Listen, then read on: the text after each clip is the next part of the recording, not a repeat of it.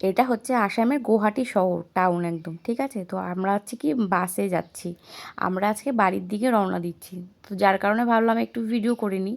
তো যাই হোক, দেখো কত সুন্দর লাগছে, সবুজ সবুজ চারিদিকে, আর ওই দেখো পাহাড়, কত সুন্দর লাগছে তাই না।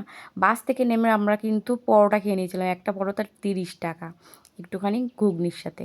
তো ব্রিজে উঠে তো আমার খুব ভালো লাগছিলো যে দেখো কত সুন্দর লাগছে পাহাড়ে, যে ট্রেন যাচ্ছে।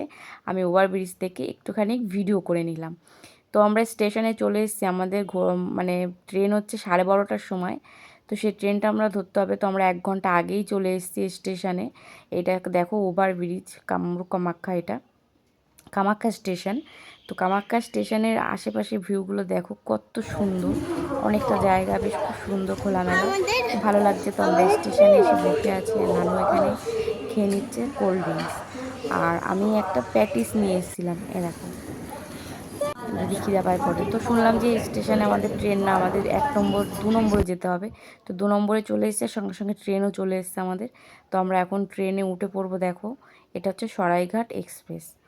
তো ট্রেনে উঠে আমরা যেই যার মতো জায়গা নিয়ে নিয়েছি, আর প্রচণ্ড গরম ছিল, মানে অস্বাভাবিক গরম। তো গরমে নানুর অবস্থা পুরো লাল লাল হয়ে গেছে, আর নানু একটু ঘুমিয়ে পড়েছে, বলে ঘুমাচ্ছে। কেমন লাগছে দেখতে।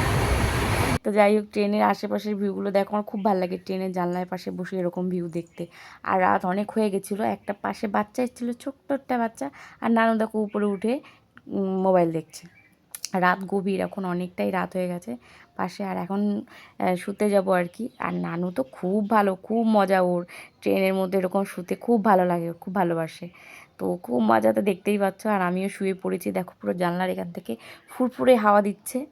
আর আমি এখানে শুয়েছি, নানু দেখো এখানে শুয়েছে, আমরা কিন্তু মিডিলে শুয়েছি, ঠিক আছে। তো খুবই ভালো লাগছে। আর স্টেশনে অনেক রাত হয়ে গেছে, আর আমার না ওই স্টেশনের মানে ট্রেনের অ্যাক্সিডেন্ট হওয়ার পর থেকে না, যতগুলো অ্যাক্সিডেন্ট হয়েছে তারপর থেকে আমার ট্রেনে উঠলে আর ঘুম হয় না ঠিক মতন। তো হাওড়ায় নেমে পড়েছি। তো আজকের মতো ভ্লগটা এইটুকুই, টাটা।